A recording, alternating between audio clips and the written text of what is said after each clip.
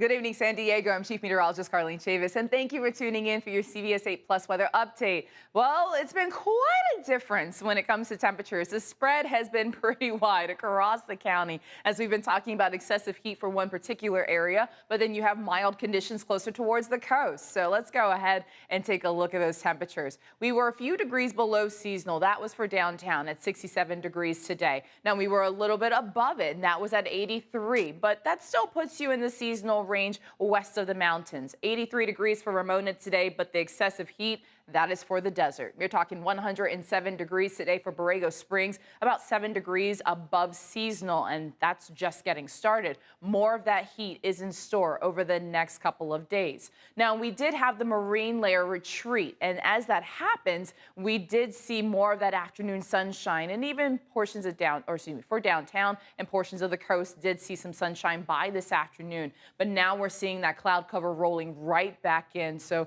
the warm ground, the warm earth, the surface of the earth, and then the cool air that is moving in. So as we go through tonight through tomorrow morning, we'll see the return of the marine layer, but it's going to be rather shallow. That means it favors the immediate coast and extends about 10 miles inland. So that brings in the potential for some fog developing as well as those low clouds. Now, clouds will clear out a little bit more by the afternoon hours on Thursday and Friday, and that will give way to some temperatures that will be in the seasonal range west of the mountains, but a little bit warmer than it has been over the past couple of days.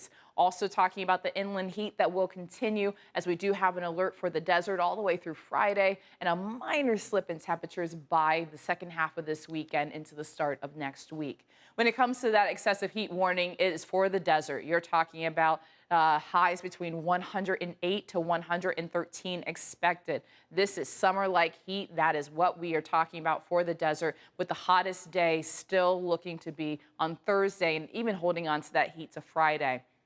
So by the afternoon hours, that's when we get right back to those triple digits and overnight lows that will be in the 60s and 70s. So talking about that heat for the desert and also the alerts that expand across the Southwest. Much of the state of Arizona is talking about an excessive heat warning. Lower desert, upwards of 118 degrees for a high, even talking about some higher elevations being in triple digits, overnight lows into the 60s and 70s. It's all because of a ridge of high pressure. Northern half of our state dealing with the heat, an excessive heat warning that includes Fresno. Also talking about Oakland with a heat advisory because of 90s and low 100s. So the heat is on across the west. High pressure is holding strong. Still with a patchy marine layer, as I mentioned, the potential for that fog developing closer towards the coast, extending about 10 miles inland.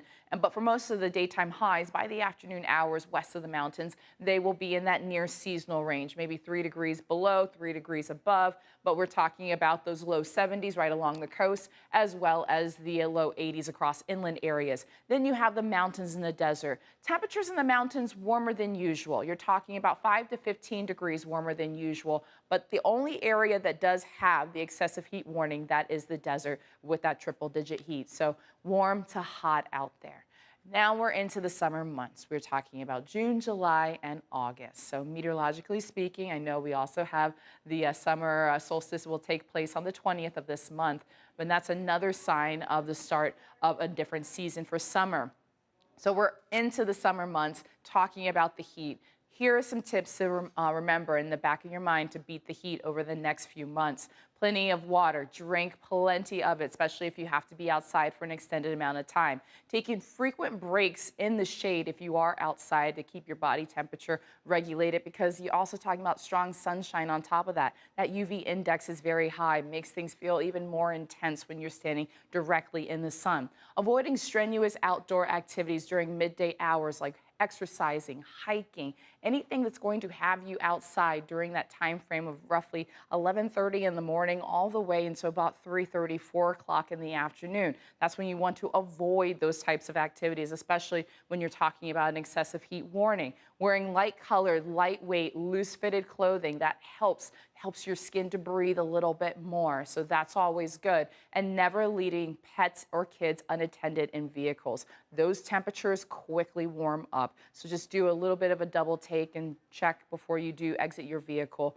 And as we go into the next few months, these are just things, as I mentioned, to keep in the back of your mind. Just kind of like little tips to help you remember on how to beat the heat.